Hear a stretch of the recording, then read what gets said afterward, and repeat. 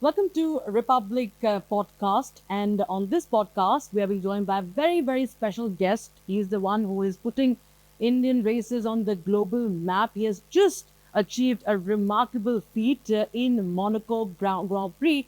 We are honored to welcome Kush Maini on the podcast. Congratulations, Kush, for becoming the first Indian to win a F2 race at the Monaco Grand Prix. And we saw those visuals that went viral when the tricolor went up and the national anthem was being played. You were visibly very, very emotional. But your expression said it all. But since you're joining us here, could you just share what was going through your mind, your heart when you saw that?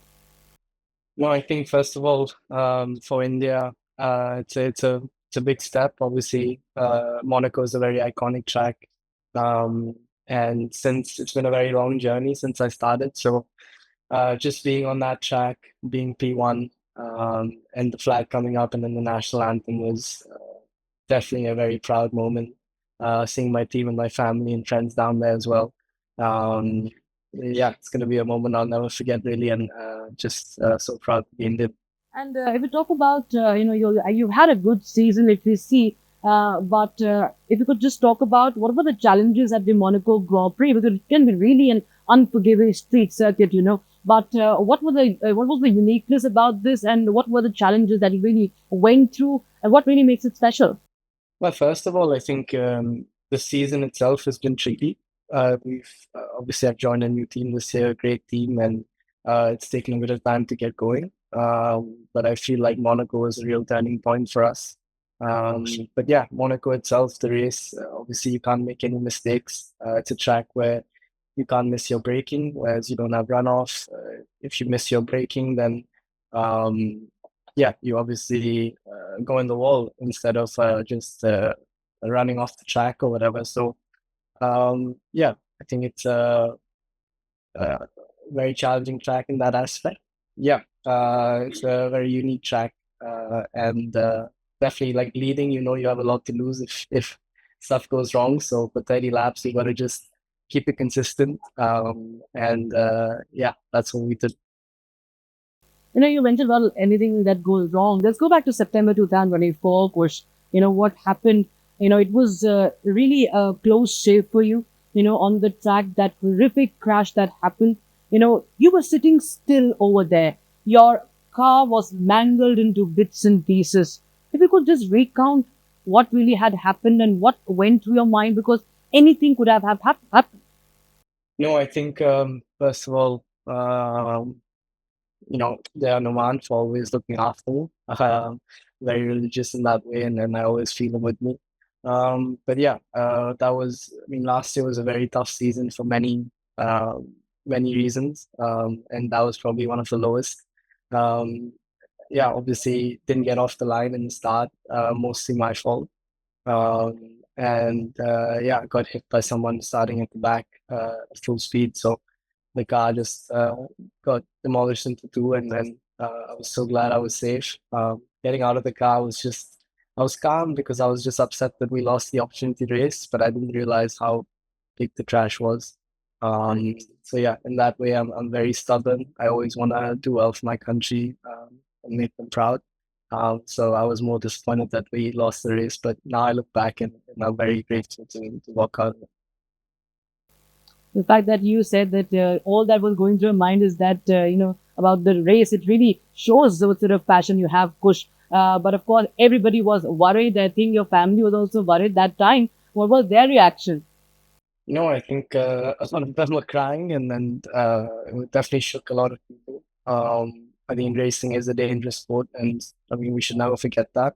And yeah, even though the cars are so safe now, F2 have done a brilliant job. And many years ago, the crash which happened to me, I'm sure you wouldn't walk out of it alive even. So, I mean, it's great to see, the safety taking so many steps.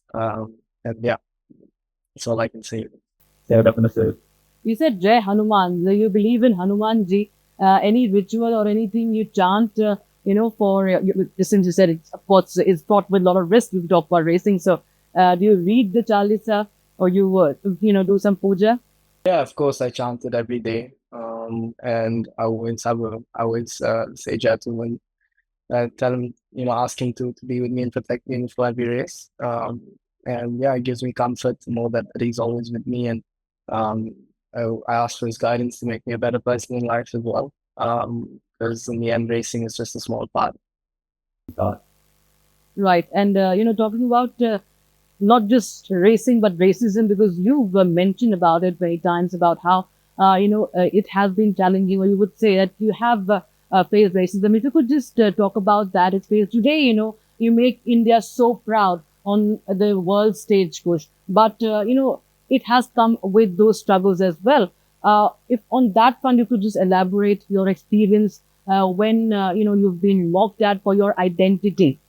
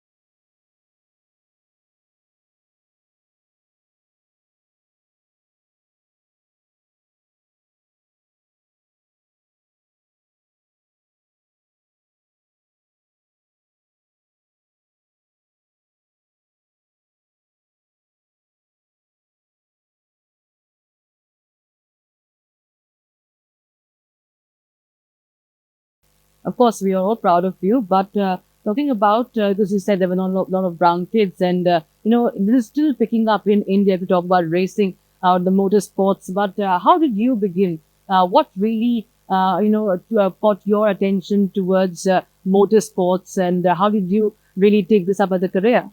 Honestly, my dad used to race at a low level. And then my brother races as well. He's a professional driver now. He lives in Germany, so he's done very well. And I remember when I was sort of 7, 8 years old, I got into it just to beat my brother because he was winning everything, and he was getting all the attention from everyone, and I wasn't. So I was like, if I want to get attention, I need to beat him. So it started off like that, like a younger brother, how you normally are.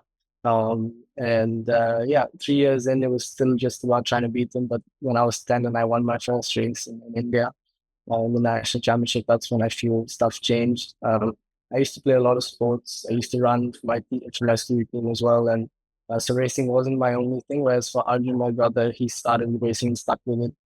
For me, there was a turning point sort of when I was 10, when I was like, okay, I'm going to have to sacrifice more things to try and make it. Because obviously for an Indian, if you want to make it in racing, you've got to leave home when you're probably 11 or 12 and go live abroad alone. So it's a very tough decision, and it's a big life decision to make. So yeah,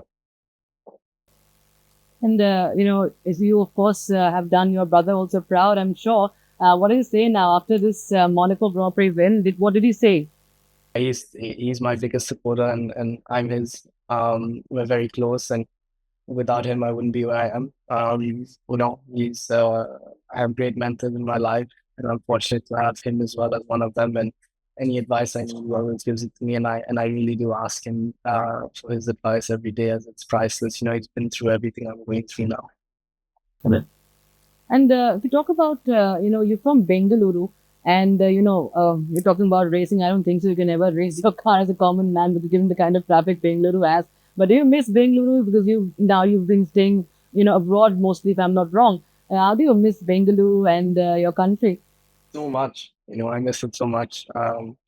I always try and come back as much as I can, but obviously, when you come back, it's more like you're seeing friends and relaxing, whereas it's just, yeah, it's just when you're in work mode, you'd rather stay in Europe and keep grinding out. So I miss it, but as long as I get to go back a couple times a year and summer winter there, I'm very happy.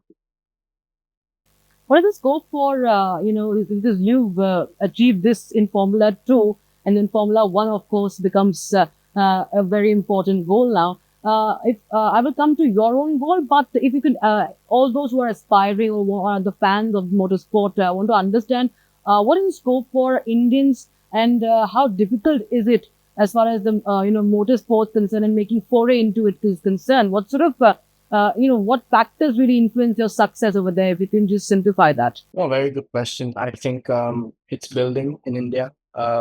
It's growing. But yeah, for example, when I started karting, I won 6 out of 6 races in the national championship, and I won the championship. And I went to Europe, and I finished 60th out of 70 karts. So um, it's just another world. And if you really want to make it in the sport, you have to race against the best. And unfortunately, we don't have the infrastructure right now to host the best. So we got to go to Europe to find it. Like in anything, where cricket and etc. It's more done at home. It's you can do it anywhere. We have world class coaches everywhere, and then, we know what it takes to be world champion. But in racing, we don't have that yet, and that's what I'm trying to change. My goal is for sure. My long term goal is to help India. You know, have more access to racing and make it easier. But my immediate goal is definitely to make it to Formula One, and for that, having a good rest of the season in Formula Two.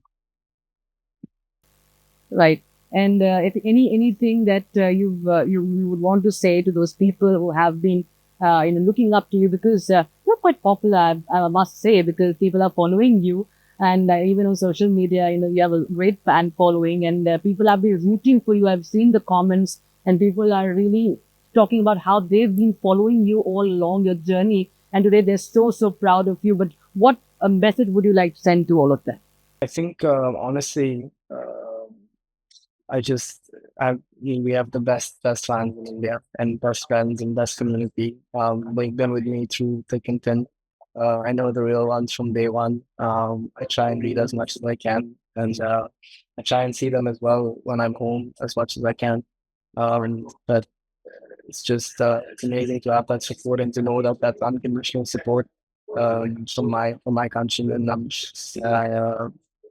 It's just to know I have that backbone really gives me strength and pushes me further on the track. So, and for people who are watching this, thank you so much for all the support and we keep believing. It's been tough recently, but I feel the tide's about to change, and yeah, I'm excited.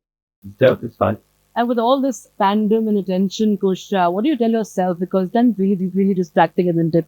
I mean, I know you have a racing weekend, and we are doing this interview, this podcast, and I'm sure there are a lot of people who want, want that attention, want to talk to you, cover your journey and everything, and it can be very distracting for people who really become those stars, and you are already one now.